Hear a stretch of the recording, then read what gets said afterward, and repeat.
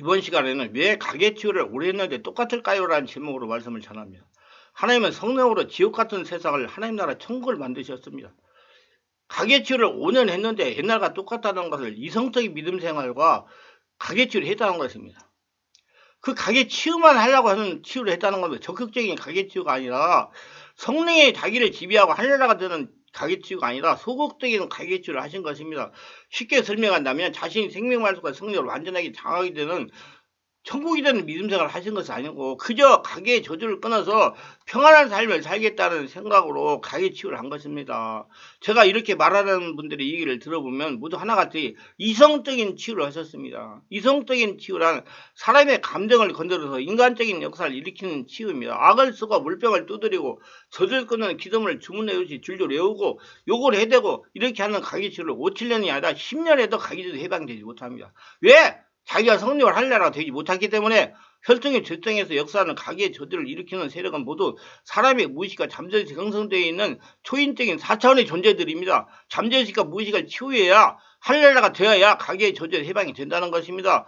성령이 충만해야 가계의 저주에서 해방이 된다. 이성적인 행동으로 잠재의식이나 무의식을 건드릴 수가 없습니다. 반드시 성령의 역사가 자기 안에서 일어나야 무의식, 잠재의식 건드려서 그 더러운 것들이 죄질 때 들어온 더러운 것들이 떠나가는 겁니다. 반드시 성령의 역사가 일어나야 무의식, 잠재의식의 상처와 혈통의 질성이 정체를 드러내기 시작하는 겁니다. 제가 목사자들이 문의를 합니다. 어떻게 해야 잠재의식이나 무의식을 치유할 수 있습니까? 저는 이렇게 대답합니다. 인간적인 방법은 없습니다. 성령의 역사를 일으키는 수밖에 없습니다. 성령님만이 잠재의식과 무의식을 건드려서 치유할 수가 있습니다. 사람의 방법으로 무의식과 잠재의식을 드러내어 치유할 수가 없습니다. 그래서 가계 저주에 해방되게 하는 것이나 상처를 치유하는 것은 다 성령께서 저를 통하여 하시는 것입니다. 절대로 제가 하지 못합니다. 사람을 통해서 지금 사람을 치유하기 때문에 바르게 알고 가계 저주에서 해방을 받으려고 해야 됩니다.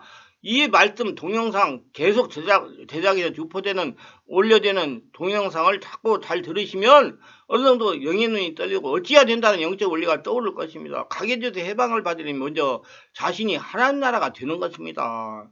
5차원의 초자연적인 하늘나라가 되는 거예요. 하나님은 성도들이 생명의 말씀과 성령으로 하나님 나라가 되기를 소원하십니다. 하나님 나라가 되어야 하나님 일을 하면서 이 땅에서 하나님 나라를 건설하는 군사로 사용할 수 있기 때문입니다. 모든 것은 성령으로 되는 겁니다. 성령으로 자신의 영혼력이 지배를 받게 되는 것입니다. 전인격이 성령의 지배를 받으니 예수님 인격으로 변화되는 동시에 육체와 혼의 역사하는 존재들이 떠나가는 겁니다. 그런데 자신은 변화되지 않고 육체와 혼의 역사하는 악한 존재만 떠나보내려고 하니 떠나가다가 다시 들어오는 겁니다. 이런 길을 수없이 반복하는 겁니다. 근본이 변화되지 않기 때문에 근본이 변화가 되어야 됩니다. 근본은 자신이 인정하고 깨달아야 변화되기 시작하는 것입니다. 이는 역시 성령으로 되는 겁니다. 성령이 아니고는 자신을 정확하게 볼 수가 없기 때문에 자신을 보는 눈이 열렸다면 정말 큰 축복입니다. 우리가 바라야 할 것은 예수 믿는다는 것은 행복을 의미합니다. 예수를 믿으면 하루의 삶이 달라집니다. 예수를 믿는다는 것은 평안을 의미합니다. 예수를 믿으면 인생이 달라지게 됩니다. 지옥의 땅의 사람이 하늘의 사람 천국으로 바꿔줍니다. 예수를 믿는다는 건 기적을 의미합니다. 예수를 믿으면 아브라함의 축복을 받습니다. 예수를 믿으면 운명이 달라집니다. 오늘날 많은 사람들이 주저앉은 인생을 살고 있으나 사랑에 주저앉았다, 믿음이 주저앉았다, 가정이 주저앉았다, 사업이 주저앉았다. 요즘에 불경기가 돼가지고 얼마나 지금 어렵습니까? 모두 헤어날 수 없는 죄악의 바닥에서 몸부림치고 있는 사람들이 있습니다. 도대체 누구를 잡아야 살 수 있을까? 누구의 도움을 받아야 일어설 수 있을까? 고민하고 있습니다. 하지만 세상을 아무리 바라봐도 우리의 도움은 오직 주 하나님밖에 없습니다. 주 예수 그리스도만이 우리의 운명을 바꾸는 능력이십니다. 이 능력을 자신이 직접 사용해야 가계저주 해방이 될 수가 있습니다. 사람들은 돈이 있어야 운명을 바꿀 수 있다고 생각하지만 성경은 우리에게 이렇게 말씀을 주십니다. 베드로가 은과 금은 내게 없거니 내게 있는 것을 내게 주겠소. 나사렛 예수 그리스도 이름으로 일어나 걸으라고 말했습니다. 사도행전 3장 6. 예수의 이름의 능력이 인생을 바꿉니다. 인생의 희망은 오직 예수 그리스도 이름에 있습니다. 누구든지 예수 그리스도 이름을 붙들어야 구원을 받고 영원한 생명을 얻습니다. 예수님이 천국이시기 때문에 저는 모든 성도들이 자신의 운명을 바꾸는 예수 이름의 권능을 사용하기를 소망합니다. 예수님은 하늘나라 천국이시기 때문에 권능이시기 때문에 하나님은 예수 그리스도를 통해서 우리 인생을 평안하기를 원하십니다. 하나님은 예수 그리스도를 통해서 주저앉는 삶을 일어나기를 원하십니다. 하나님은 예수 그리스도를 통해 구원받기로 하십니다. 예수 이름에는 치유가 있습니다. 예수 이름에는 축복이 있습니다. 예수 이름에는 행복이 있습니다. 예수 이름에는 회복이 있습니다. 예수 이름에는 권능이 있습니다. 예수 이름에는 기적이 있습니다. 권능 있는 예수 이름을 적절하게 사용하세요. 그러면 여러분 운명은 주저하는 인생에서 일어나는 인생으로 천국 인생으로 바뀌게 될 것입니다. 남에게 도움을 받는 인생에서 남을 도와주는 인생으로 바뀌게 될 겁니다. 오직 예수 그리스도의 이름만이 우리의 운명을 변화시키는 기적을 가져옵니다. 예수 이름에는 능력이 있습니다. 이 예수님이 우리에게 위임한 권능을 사용해야 가계의 저주에서 해방이 되는 것입니다. 누가 써야 돼? 내가 써야 돼요. 다만 남의 능력 있는 사람을 위해 도움을 받는 것이 아니라, 그러면 그 권능을 어떻게 해야 나타납니까? 첫째, 권능은 성령으로 기도할 때 나타납니다. 예수님의 능력은 항상 성령 안에서 성령으로 기도하는 사람을 통해 나타납니다. 전인격이 성령의 지배를 받아야 하기 때문에 기도가 능력이요. 기도가 성령 충만이기 때문에 유대인들은 바벨론 포로에서 돌아온 후에 하루에 3번 기도하는 습관을 가지고 있었습니다. 본문에 베드로 요한이 유대인의 습관을 따라 제9시에 성전의 기도로 올라가는 모습이 소개되고 있습니다. 성령 충만을 경험했던 베드로 요한이 유대인의 전통적인 기도 시간에 기도하러 성전에 올라갔다는 말은 초대교회가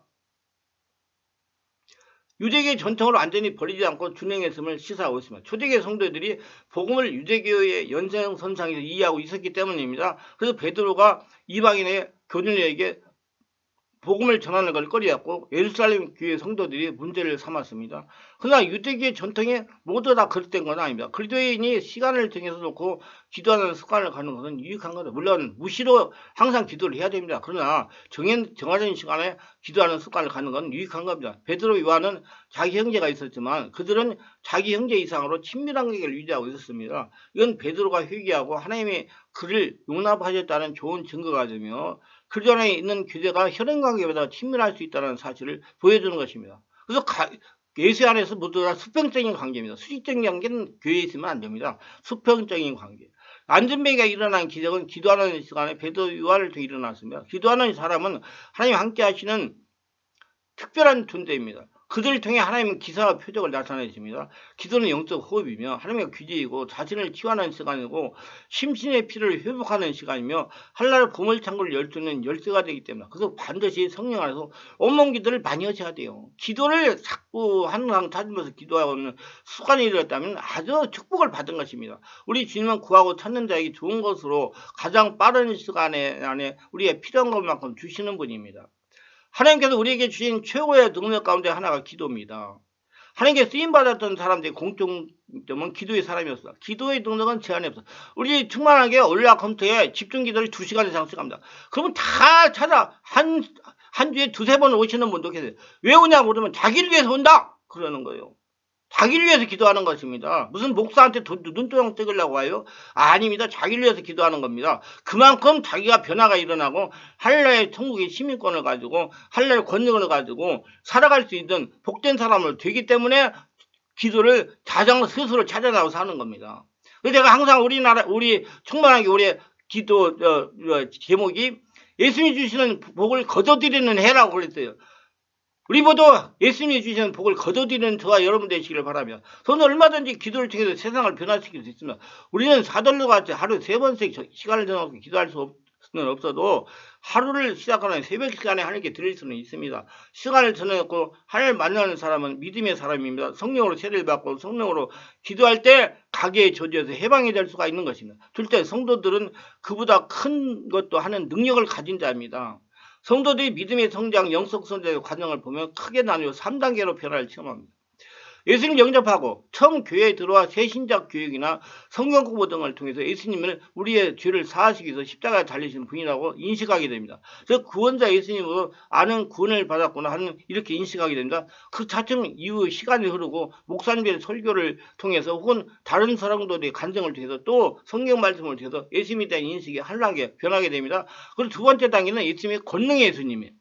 성경 말씀에 예수님께서 제자들과 함께 도다된 병을 고치고 귀신을 몰아내고 오병이의 기적 같은 각종 이적과 기사를 행하는 것을 보면서 예수님은 권능이 있으시구나, 권능의 예수님을 알게 됩니다. 그런데 문제는 많은 크리스천들이 두 번째 단계에 머문다, 아는 것으로 머문다는 것, 그 외에는 세 번째 단계에 도달하지 못하는 겁니다. 그렇다면 세 번째 단계는 무엇이기에 많은 크리스천들이 이 단계에 도달하지 못하는 것일까요? 바로 3단계는 이 단계에서 인식한 능력을 예수님께서 우리에게 실질적으로 역사한 걸 체험하는 겁니다. 내가 나에게 주셨기 때문에 내가 그 권능을 사용하는 겁니다. 근데 왜 3단계로 변하지 못할까요? 그것은 살아있는 성령 역사를 체험하지 못했기 때문입니다. 성령으로 세례받고 내면의 상처를 치유받으면서 자신에게 역사하는 귀신들을 몰아내고 체험을 하지 않기 때문에 그러는 겁니다. 체험하지 않았기 때문에. 지금 우리나라 교회에 성령의 역사가, 성령의 세례가 참 귀하고 귀합니다. 왜 그러냐면 말씀이 많아가지고 보이는 것을 다 추구하는 사람이